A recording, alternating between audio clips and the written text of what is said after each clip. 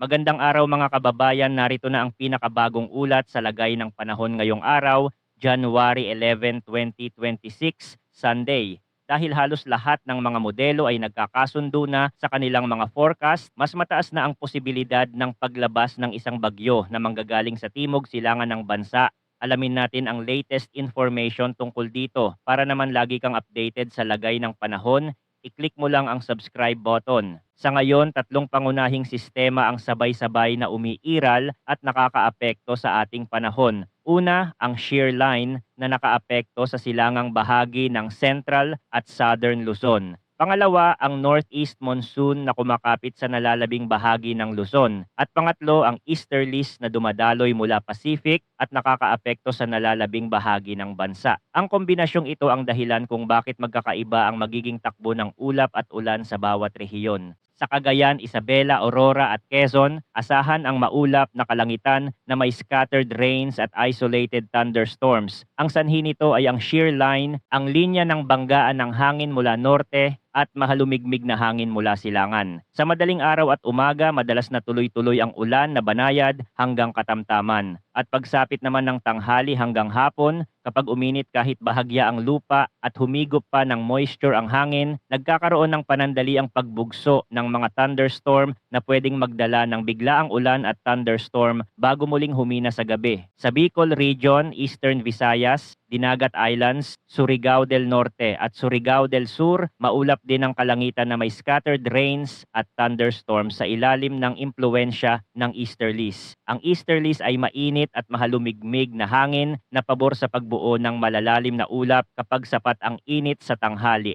Ang karaniwang ritmo ay medyo maliwanag sa umaga, iinit bandang tanghali at saka magpapamalas ng thunderstorm cells mula hapon hanggang gabi. Sa mga baybaying nakaharap sa Pacific, maaari ring mabuo ang mga linear rain bands na nagtutulak ng magkakasunod na buhos na may maiikling pagitan. Para naman sa Metro Manila, Cordillera Administrative Region, nalalabing bahagi ng Cagayan Valley, nalalabing bahagi ng Calabarzon, gayon din sa Nueva Ecija at Bulacan, maaasahan ang maulap na langit na may light rains sa ilalim ng northeast monsoon. Ito ang typical na amihan pattern. Pino, tuloy-tuloy at stratiform ang ulan, kadalasang nararamdaman sa madaling araw at umaga at bahagyang humuhupa tuwing tanghali bago muling sumigla sa gabi. Hindi ito inaasahang magdudulot ng malawak na matitinding buhos, ngunit sapat para panatilihing basa ang mga kalsada at makapagpaunti ng sikat ng araw. Sa Ilocos Region at nalalabing bahagi ng Central Luzon, partly cloudy to cloudy na langit na may isolated light rains ang inaasahan, dulot pa rin ng northeast monsoon. Dahil mas kaunti ang moisture supply sa mga bahaging ito kumpara sa Pacific side, ang mga ambon o maiksing buhos lamang ang madalas na mararanasan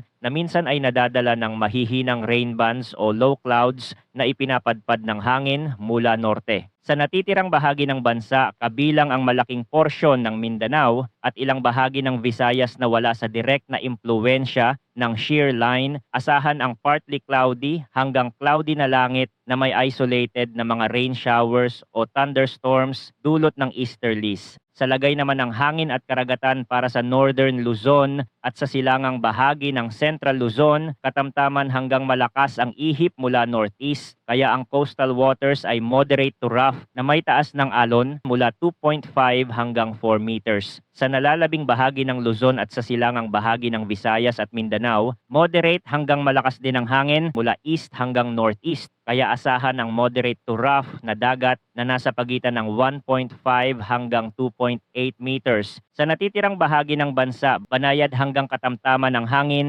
mula northeast hanggang north at slight to moderate ang taas sa pagitan ng 0.6 hanggang 1.8 meters. Bagamat hindi kasama sa numerong ito ang biglaang pagbugso, tandaan na kapag may malalakas na thunderstorm outflow sa hapon at gabi, pwedeng biglang maging choppy ang dagat malapit sa mga apektadong lugar sa loob ng maikling oras. Kung sisilipin natin ang simulation forecast gamit ang mga international weather model tulad ng GFS, malinaw ang signs pagsapit ng Tuesday, January 13, makikita ang low pressure system sa timog silangan ng Mindanao. Mula roon unti-unti itong kikilos pahilagang kanluran habang nag-oorganisa ang gitna at lumalapad ang rain bands. Sa kasalukuyang datos, sinasabi na posibleng ma-develop ang sistemang ito bilang tropical depression o hanggang tropical storm at iyan ang makatotohanang hanay ng lakas sa kapaligirang may amihan at pasulpot-sulpot na shear. Pagsapit ng January 15 hanggang January 16, inaasahan na maglalaro ang sirkulasyon sa paligid ng silangang sektor ng Visayas kung saan may dalawang pangunahing senaryo. Una, pwedeng maglandfall sa eastern section ng Visayas kung mag-udyok o bahagyang lumakas ang steering. Pangalawa, pwedeng mahagip lang ang coastal area at agad na lumiko pa itaas at kumilos pa hilagang silangan na masihila ng ulan sa Pacific side imbes na tuluyang pumasok sa kalupaan. Sa puntong ito, mahalagang pansinin na halos parehas ang tono ng forecast ng GFS at ng European model sa kasalukuyan. Kapag nagkakahanay ang dalawang malalaking modelo sa track at location ng isang potensyal na sirkulasyon, tumataas ang confidence natin sa general movement kahit nananatiling open ang detalye sa eksaktong track at timing. Ang ibig sabihin, may consistent na message, may uusbong na low pressure system sa timog silangan ng Mindanao bandang January 13, kikilos pa hilagang kanluran sa mga sumunod na araw at may mababang hanggang katamtamang tsansa na maging ganap na tropical cyclone. Kung magtuloy ang recurvature pahilagang silangan, hindi ito tatawid ng malalim sa kalupaan, ngunit mag-iiwan pa rin ng malalawak na ulan sa Pacific side ng Mindanao, Eastern Visayas at Bicol Corridor, lalo na kung magtutugma ang moisture plume ng system at ang posisyon ng shear line.